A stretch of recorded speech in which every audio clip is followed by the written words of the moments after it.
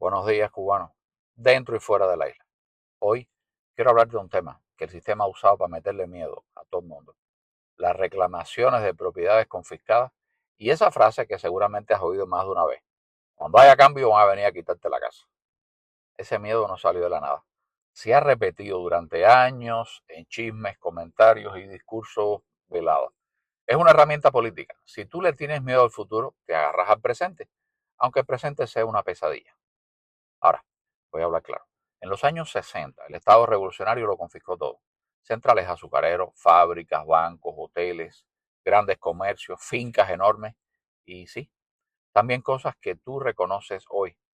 La casa donde vivía quizás una familia como la tuya, la bodega del barrio, la cafetería de la esquina, la barbería del solar, la panadería del pueblo, el tallercito de mecánica, la zapatería, la carpintería, el puesto de frita, el horno de pan, el kiosco de refrescos llegaron al punto de intervenir hasta los sillones de limpiabotas en la calle. Ajá, ¿lo sabías? Es como si hoy mismo el gobierno decidiera un día para otro quitarle todo a los cuentapropistas, los paladares, las barberías, los hostales, los carros de alquiler, los vendedores ambulantes. La excusa oficial siempre fue la misma: acabar con la explotación, eliminar al pequeño burgués, construir al hombre nuevo. Pero en la práctica lo que hicieron fue quedarse ellos, el Estado, con todo. Eso fue un robo, aunque lo envolvieran en palabras bonitas como justicia social o revolución. Pero ahí viene lo que casi nunca te explica. La mayor parte del botín no fueron las casitas de la gente. El gran bocado del Estado fueron las industrias, las grandes fincas, los hoteles, los bancos, los edificios de renta, los grandes comercios, las grandes tiendas. La pelea grande, la que mueve miles de millones de dólares, no es por la casa humilde donde vive una familia. Es por lo que producía riqueza. Centrales azucareros, las fábricas, las tiendas, las cadenas de tiendas, los bancos. En número, la mayoría de las reclamaciones son de personas y pequeños propietarios, pero en dinero, la mayoría está concentrada en medianas y grandes empresas. Muchos afectados pequeños sí, pero casi todo el valor robado está en manos de unos cuantos grandes negocios e industrias. Las casitas y pequeños negocios del barrio son una fracción mínima del pastel económico, aunque sean el centro del miedo del cubano de a pie. Tú, que naciste después, que nunca firmaste un papel de expropiación, que simplemente heredaste o te dieron la casa, no eres el ladrón. Tú también eres víctima de un sistema que decidió sin preguntarte quién era el dueño de qué.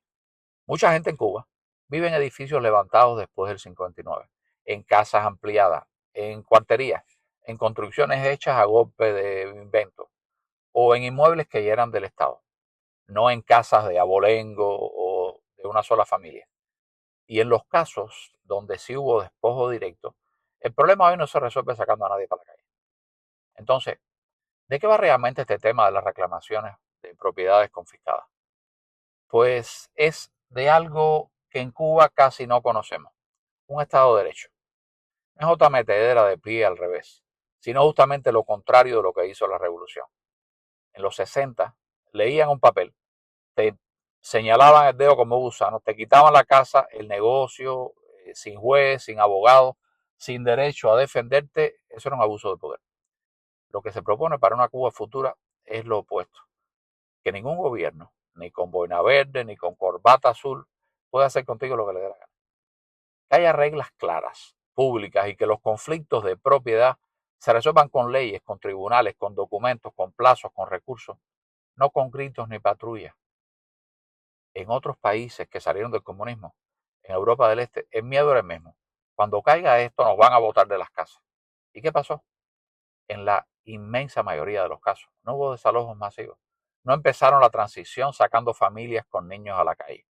Lo que hicieron fue buscar fórmulas inteligentes: compensaciones económicas para el dueño original, pagos a plazo, ofrecer otra propiedad o terreno equivalente, acuerdos entre la familia expropiada y la que vive hoy ahí, con el Estado ayudando, no atropellando. Eso es lo que significa justicia sin venganza. Reconocer que hubo un robo, pero no repetir el robo al revés.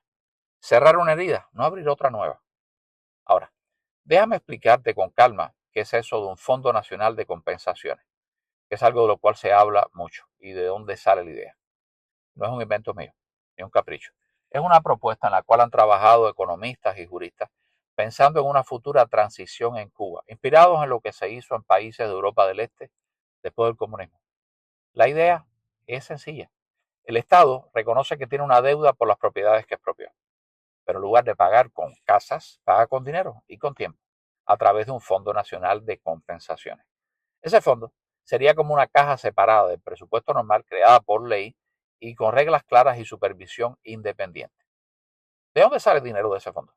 De varios sitios, de privatizar o hacer concesiones de empresas estatales grandes, hoteles, fábricas, puertos, telecomunicaciones, de una parte fija también de los impuestos futuros y de recursos externos que lleguen a la nueva Cuba, créditos, inversiones, ayuda internacional, con la condición de que se destine precisamente a pagar esas deudas del pasado. Así, no se financia solo lo que el bolsillo del cubano de a pie, sino con el valor de lo que está hoy en manos del Estado. ¿Cómo se usa ese fondo? El expropiado presenta sus papeles, se verifica su caso y se le reconoce un monto razonable que el país pueda pagar. Y entonces se le compensa de tres maneras combinadas. Una parte del dinero que se puede cobrar antes, otra parte en bonos, que son papeles del Estado que te dicen cuándo y cuánto vas a pagar, que generan intereses que incluso tú los puedes vender. Y otra parte en facilidades para hacer negocios o invertir en la nueva economía. Pero la vivienda familiar ocupada no se pone en la bandeja. La casa donde vive hoy una familia no es la moneda de pago. En resumen, la deuda por las expropiaciones no se cobra echando a la gente a la calle. Se cobra a través de un Fondo Nacional de Compensaciones alimentados por activos, o sea, dinero del Estado, recursos frescos. No es ciencia ficción. Es el tipo de mecanismo que ya se ha usado en otros países que salieron de sistemas comunistas y que hoy son democracias normales. Y ahí viene el mensaje que a ti te tiene que quedar claro si estás dentro de la isla. En una Cuba normal, la casa donde tú vives va a estar más segura hoy, no menos. Hoy mismo el Estado puede quitártela con una resolución, con una acusación inventada, con una nueva ley y tú no tienes a quién reclamarle. Mañana, en un Estado de Derecho, nadie podrá tocar tu vivienda sin una ley clara, sin un juez independiente y sin que tú tengas derecho a defenderte. Lo que se está discutiendo en serio no es cómo desalojar a la gente, sino cómo reconocer el robo del pasado sin dejar a nadie en la calle. Compensaciones al expropiado, acuerdos, pagos a plazo y al mismo tiempo protección jurídica para el que vive hoy en esa casa. La idea no es exactamente que duermas con una maleta preparada, es que por primera vez puedas dormir tranquilo, sabiendo que te protege una ley, no el capricho de un jefe o de un coronel y te lo digo sin darle mucha vuelta. Si alguien te está vendiendo la idea que la libertad significa que mañana van a tocar a tu puerta para botarte de tu casa, o te está mintiendo o te quiere asustar para que no pidas cambio. La verdadera ruptura con el castrismo no es cambiar de bandera, es poner límites al poder. Que nadie pueda hacer contigo lo que el castrismo y estos troncos de hijos de puta hicieron con tus abuelos, o con los abuelos de alguien. Cuando llegue la hora de arreglar las propiedades confiscadas, el reto no será cómo asustar más al cubano de a pie, sino cómo darle garantías. Si se hace bien, el resultado no será más inseguridad, sino lo contrario, que tú puedas mirar a tu casa, tu trabajo, tu pequeño negocio y saber que ya nadie nunca más podrá hacer contigo lo que hicieron en los años 60. Yo, a menos, quiero una Cuba donde nadie te pueda arrancar la casa ni en nombre de la revolución ni en nombre del anticastrismo, donde los conflictos del pasado se arreglen con justicia, no con venganza, y donde sepas que tu techo no depende del humor del que manda, sino de la ley que te protege. Y bueno, algo importante, todas las opiniones son bienvenidas, ¿eh? Los cubanos tenemos que aprender a hablar y a escucharnos y a discutir entre nosotros sin miedo, sin gritos. Si no estás de acuerdo con lo que acabo de decir, escríbelo ahí abajo. Si esto te encanta, si te aclara ideas, si te quita un poco de miedo, también dímelo. Este canal, mi canal, no es para que todos pensemos igual. Es para que empecemos a hablarnos de frente sobre lo que casi nadie se atreve a hablar. Dime lo que piensas. Yo soy Marquito Curioso y este es Marquito Curioso, mi canal, y aquí vamos a seguir hablando sin miedo. No solo del país que muchos tuvieron que dejar atrás, sino del país que todavía están sufriendo los que quedaron adentro. Si este video te ayuda a entender mejor el tema y a tener menos miedo, haz dos cosas que son gratis pero poderosas. suscríbete al canal y comparte. Este video con al menos un cubano más dentro o fuera de la isla es poderoso. Y ahí es donde realmente se mueven los números. Pero sobre todo, ahí es donde se mueve la conversación.